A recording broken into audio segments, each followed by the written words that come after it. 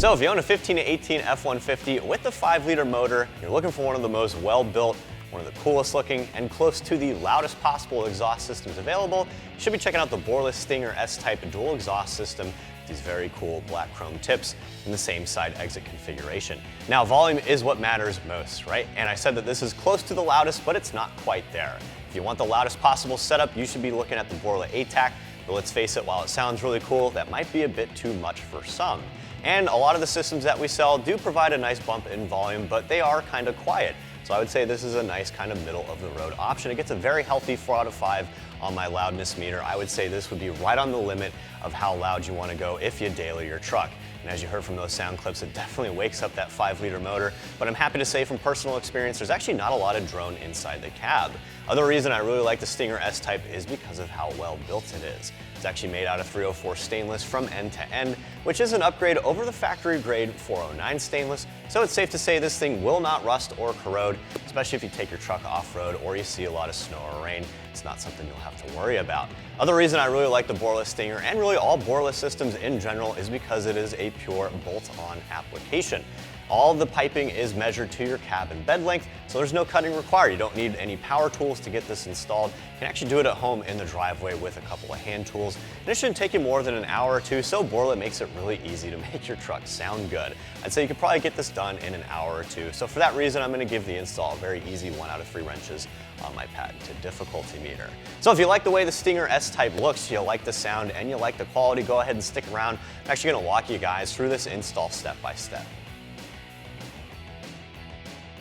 To install your new catback, you'll need the following tools: a standard drive ratchet, a 13mm socket, and a 15mm socket.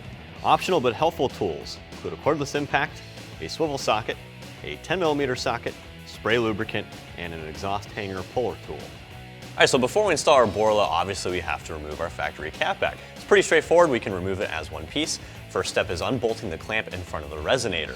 To do that, you'll need a 13mm socket, and if you're using a power tool, it is a tight fit, so you might want to use a swivel.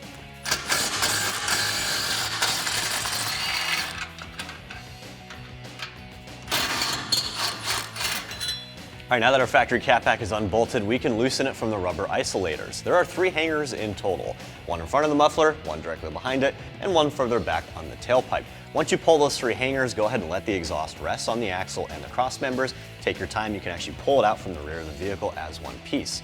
Now when you pull these out, it's helpful to have either a pry bar or an exhaust hanger puller tool, as well as some spray lubricant to make it a little easier on yourself.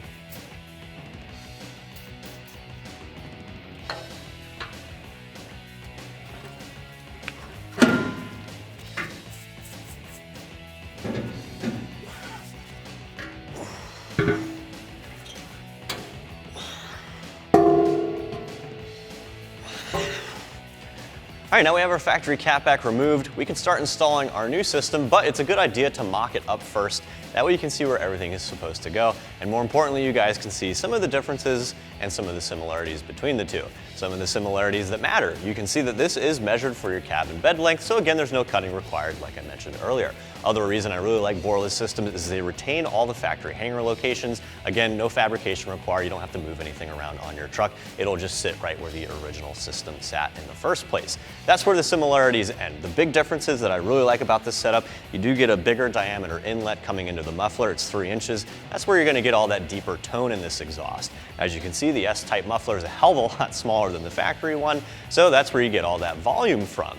Now, exiting out the back here, we got 2 1/4 inch piping, and then you got these really cool 4-inch rolled black chrome tips. I really like these because they pay an homage to the Ford Lightning. I'm a big fan of that truck. Gives it sort of a street rod look and feel. Other thing I really like about Borla systems, they're made out of 304 stainless compared to the factory 409.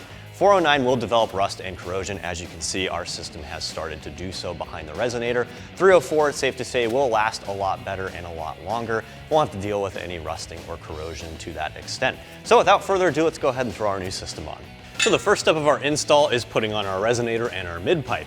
You're going to be reusing the bolts that you loosened earlier, so you're going to need a 13mm socket to tighten these down later. However, for the meantime, we only want to hand tighten these. We want to keep this loose enough so that it has some play in it. It's going to make it easier when we go to fit the rest of the exhaust on.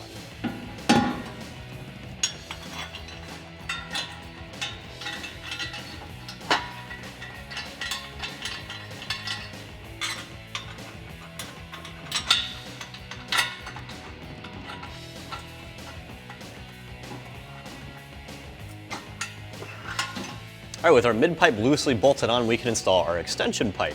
Before you throw the extension pipe onto the mid-pipe, make sure you have one of the large clamps on the end here. That way you can tighten down the flared end to the mid-pipe. You're also going to throw this hanger into that factory rubber isolator, so go ahead and spray that down, make it easy on yourself.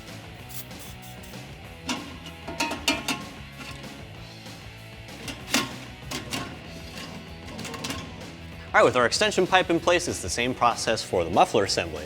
Go ahead and throw this hanger into that factory rubber isolator just in front of the axle. Go ahead and throw the large end of the muffler onto your extension pipe and make sure you have this other large clamp on top of it before you do so.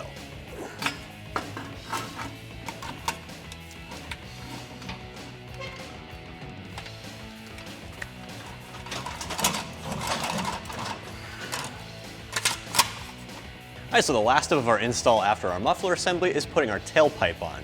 Now, for lack of better phrasing, putting the tailpipe onto this assembly with this rubber isolator is a bit of a pain in the ass.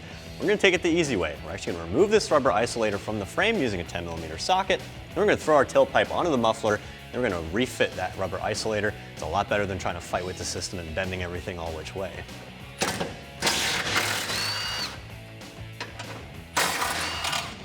All right, now that we have that rubber isolator removed, we can easily throw our tailpipe on the end of our muffler assembly. Before you do that, make sure you have the last two clamps in the kit onto the ends of these pipes here. Once you've done that, go ahead and keep a hold on this so it doesn't fall off.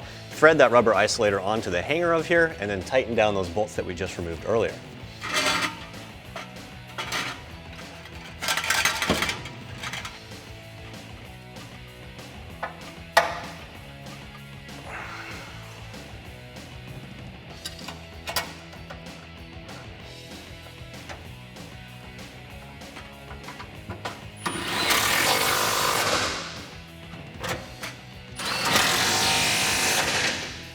All right, once you got your tailpipe and that rubber isolator hooked back up, last step is making sure everything fits nicely. You can go ahead and tighten down all your clamps. You need a 15mm socket to tighten all the clamps in the kit, and then back at the Y pipe behind the crossmember, you'll need a 13mm socket for those two original bolts that we pulled out earlier.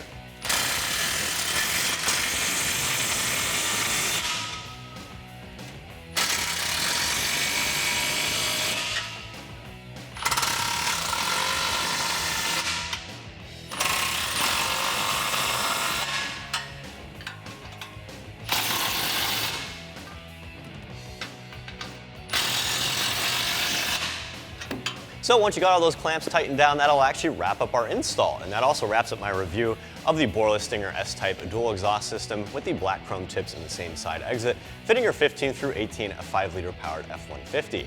I'm Travis, thanks for watching, and for all things F-150, keep it right here at AmericanTrucks.com.